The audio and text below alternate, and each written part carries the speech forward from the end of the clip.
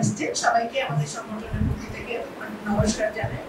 এবং সর্বোপরি যাদের নিয়ে প্রোগ্রাম, যারা এই ক্ষুদ্র ঋণ গ্রহীতা, যারা এই ঋণ প্রকল্পের মাধ্যমে নিজেদের সম্পূর্ণ বা স্বনির্ভর হওয়ার জন্য এই লোনের মাধ্যমে আপনারা স্বনির্ভর করছেন, তাদের কিছু তাদের সবাইকে আমাদের সংগঠন থেকে অনেক ধন্যবাদ জানাই।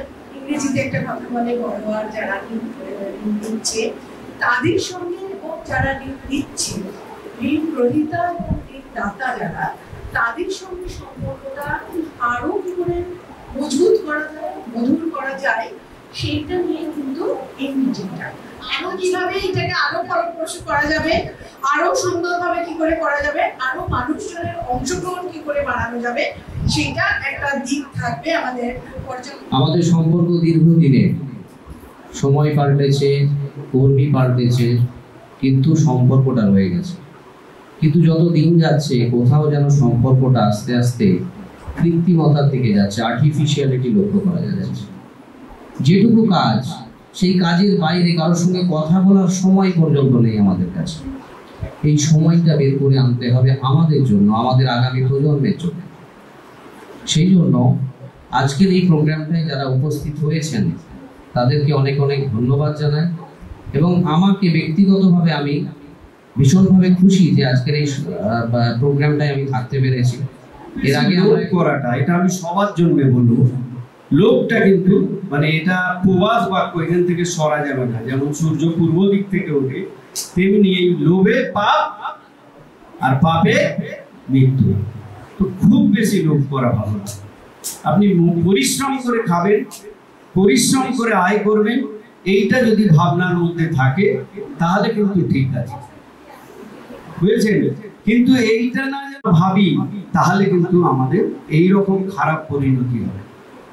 এটা বিশেষ করে আমার বড়োয়াদের জন্য বলা, যে আমরা বুঝবো যে আমার কতটা ক্ষমতা, সেইভাবে করেন। দরকার আছে, লোনের দরকার আছে, টাকার না হলে আপনারা আগে কোথায় টাকা পেতেন? আপনারা ঘরের কাছ থেকে নিতেন, না হলে সোনার দোকান থেকে নিতেন, এই জায়গা থেকে সুদ। এবং সেই সুদগুলো ছিল ভয়ানক বেশি, মানে সপ্তাহেও অনেক সময় 100 টাকায় 100 টাকা। এখানে ফ্যাক্টরিতে যে সুদ দেয় সেটা হচ্ছে 4 দিন আগে তার যখন পেমেন্ট হয় তাকে দিতে হয় 1300 টাকা, 400 টাকা, 100। তো এটা এখনো আছে, কিন্তু তবে এটা কমেছে। এই জন্যে মাইক্রো ফাইন্যান্স লোনের জন্য এটা অনেকাংশে কমেছে। এবং ম্যাডাম যিনি ছিলেন উনি বললেন যে আজকের অনুষ্ঠানের কর্মসূচি যেটা হচ্ছে আমাদের যে সম্পর্ক, সেই সম্পর্কটা যেরকম আগে গাঢ় ছিল, নিবিড় ছিল, সেই সম্পর্কে আবার ফিরে যাওয়ার জন্য।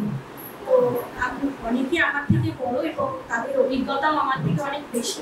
তো ওনারা সেই সম্পর্কের কথা বললেন। তো আমরাও চাইবো যে আপনারা এত কথা না বলে আপনাদের থেকে যে জানার জন্য আমাদের আজকে এই প্রোগ্রামটা, তো সেই জানাটা যেন আমরা আপনাদের থেকে জানতে পারি। উচ্চশিক্ষা লাভ করি, কিন্তু আমাদের সংসারে সেটা সম্ভব নয়। মৌসুমীর নিজস্ব একটা উদ্যোগ ছিল, মাইক্রো ফাইন্যান্স লোন নিয়ে তিনি বাড়িয়ে তুললেন তার রোজগার। স্বামী যখন হঠাৎ অ্যাক্সিডেন্টে মারা গেলেন, তখন তার ছোট্ট দোকানটা নিয়ে সুস্মিতা অধৈর্যে পড়েছিলেন। তার স্বামীর ছোট চাকরি এবং এই দোকান থেকে সুস্মিতার নিজস্ব আয়, দুজনের মিলিত রোজগারে সংসারটা কোনো মতে চলে গেল। সবার টাকা সে যদি একা নেয়, সে কি করে শোধ করবে? আমি আমার নিজের টাকাটাই শোধ করতে পারছি না, যখন সে সবার টাকা ইনকাম করতে। তো এরকম হয়, তো হয় নাকি? একদম। তো সেই জায়গাগুলো কিন্তু আপনাদেরকে মাথায় রাখতে হবে, যে টাকাটা আমি দিচ্ছি, যে আমি যদি না কাজে লাগাতে পারি তাহলে সে কি করে কাজে লাগাবে, বা সে যদিও বা কাজে লাগায় সে আমাকে ফেরত দেবে কি? এখানে টাকা দেওয়ার জন্য আপনাদের থেকে কি কি নেওয়া হয়? আধার কার্ড, ফটো, যেটা আগেই বলে দিলেন স্যাররা, আপনারাও পরিষ্কার জানেন যে আমাদের থেকে আপনাদের থেকে কি কি চাওয়া হয়েছে, যে আমরা মাইক্রো ফাইন্যান্স থেকে লোন করিয়ে দেবো, আপনি টাকা দিন, বা আমি লোন করিয়ে দেওয়ার পরে 5,000 টাকা আমাকে কমিশন দিতে হবে। ঠিক আছে? কিন্তু এরকম তো জায়গা নয়, এটা আপনাকেই লোন দেবে। কি দেখে দেবে? এখানে একটু আগে উচ্চারণ বললো যে আপনার সিভি রেকর্ড ভালো হতে হবে। আমি আমার মূল ইয়েতে ফিরে যাচ্ছি, যেটা আমাদের তাপসবাবু বলছিলেন, যে আমাদের যে ব্যানারে আছে আমরা দেখতে পাচ্ছি যে মানে ক্ষুদ্র ঋণ গ্রহীতাদের সমস্যা এবং তার একটা সমাধান সূত্র। তো মানে আপনারা আমাদের সাথে মিশে একসাথে সমাধান করতে পারি। আর যেটা মূল্যবান জিনিস সব থেকে, সেটা হচ্ছে যে কোনো সমস্যা সমাধানের ক্ষেত্রে গ্রামের মহিলাদেরকে তাদের যে অর্থনৈতিকভাবে হেল্প করা সেটা নয়, তাদেরকে একটা ইকোনমিক এম্পাওয়ারমেন্ট করা, এবং আমরা জানি যে ইকোনমিক এম্পাওয়ারমেন্টের মধ্য দিয়ে তার ডিসিশন মেকিং পাওয়ার, তার কনসেপ্ট থাকে যে এই যে যেটা বলছিলেন যে চিট ফান্ড, মানে মাইক্রো ফিন্যান্স আর চিট ফান্ড অনেক সময় এটাকে সাধারণ জয়ের মাধ্যমে এত টাকা পেয়েছে, ঠিক আছে, কিন্তু কেন পেয়েছেন বলবে আপনাকে ফাইনালি সিলেক্টেড করা হয়েছে, কিন্তু কেন এরকম ভাবে আপনাকে কোশ্চেন করবে বা জানবে, আপনার ফ্যামিলি সম্পর্কে জেনে নিয়ে আপনাকে আবার সেইটা ফিডব্যাক দেবে, এবার আপনাকে দেখা স্টেপ বাই স্টেপ অনেক সময় বলে, এত কিছু জানার পরেও কিন্তু আবার সে আপনার ফ্যামিলির যে স্বামী হোক বা আপনি নিজে কাজের সাথে যুক্ত, আপনারা জানেন যে কত পরিমাণ টাকা ইনভেস্ট করলে কি পরিমাণে প্রফিট আসে বা লাভ আসে, এই যে একটা বাস্তব জ্ঞান বা বাস্তব ধারণা, সেইটা যদি আপনি সব জায়গায় অ্যাপ্লাই করতে পারেন তাহলে কিন্তু আপনি এই যে লোক অর্থাৎ থার্ড পারসন বাইরের কোনো ব্যক্তি আপনাকে বোঝায়, আপনি কিন্তু সেই দূরে সরিয়ে রাখতে পারবেন। আরেকটা বিষয় যেটা বলা সেটা হচ্ছে যে এখন আমরা বলবো না যে সেলফ হেল্প গ্রুপের বা সেইভাবে বসাটা হয়, মানে আমার অবজারভেশন যেটা, আমি এখানে 2 বছর আছি, তো সেটা বিভিন্ন জায়গায় দেখেছি যে এখন সত্যি মাইক্রো ফিন্যান্সে যারা টাকা তুলতে যান সবাইকে একসাথে গ্রুপে বসাতে পারেন না।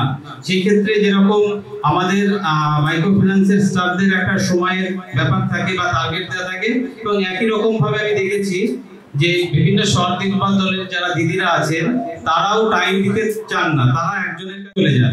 এই যে সবার সাথে একটা যে রিলেশন, সেই রিলেশনের একটা জায়গাটা কিন্তু একটা গ্যাপ তৈরি হয়ে যাচ্ছে, এবং গ্যাপ তৈরি হচ্ছে বলে আপনার যখন কোনো সমস্যায় পড়ছেন আপনি কোন থার্ড পারসন অর্থাৎ বাইরের কারোর কাছ থেকে পরামর্শ নিতে যাচ্ছেন, তো সে তাকে আপনাকে অন্যভাবে বোঝাচ্ছে।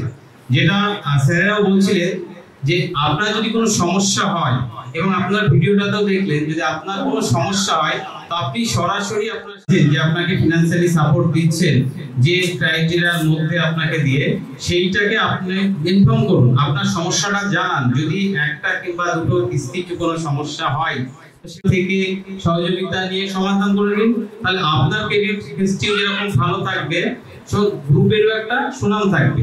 এবং এটা অন্য একটা প্রসঙ্গে বলি, এখন দেখবেন একটা মাঝে করে পেপারে বেরিয়েছিল একটা খবর যে বলছে এখন যদি দিতে হয় বলছে তার ক্রেডিট হিস্ট্রিটা দেখা উচিত, তার কারণ কিছু ঘটনার পরিপ্রেক্ষিতে একটা রিপোর্ট এসেছিল এই ধরনের, মানে অনেক একটা ফ্যামিলিতে বিয়ে হয়েছে, সে ফ্যামিলিতে যাওয়ার পরে শ্বশুর বাড়ির লোকজন দেখছে যে তার এত টাকা দেনা আছে, মানে যেহেতু মানে এটা পরোক্ষভাবে আমাদের সোশ্যালের অন্য ট্রেন্ড হয়েছে। আপনার একটা আপনি কোথাও অনলাইনে কোনো জিনিস কিনেছেন, দেখবেন আপনার একটা অ্যাড্রেস দিয়েছিলেন হয়তো আগে, আপনি সেই জিনিসটা আপনি দেখতে পাচ্ছেন আসছে রিটার্ন যাচ্ছে, কাছাকাছি আপনার মনে হচ্ছে ট্র্যাক করে দেখছেন আবার চলে যাচ্ছে, ওনারা বলবেন আমি একটা আপনাকে লিঙ্ক পাঠাচ্ছি, আপনার অ্যাড্রেসটা একবার ভেরিফাই করে দিন।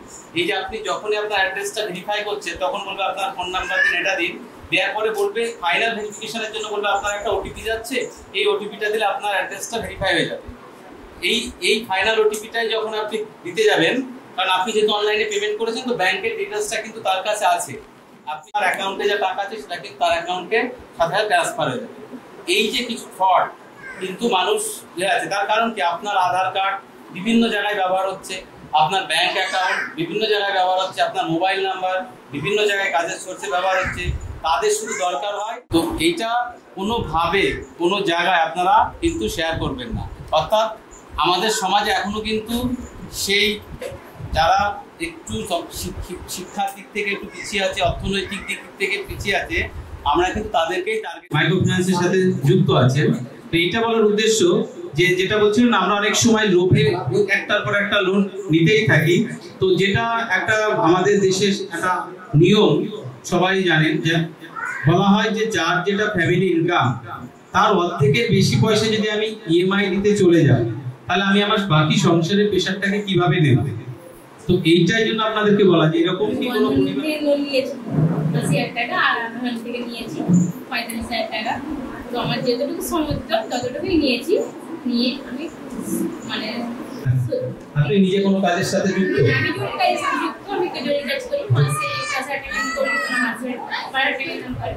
আমাদের ঠিক আছে,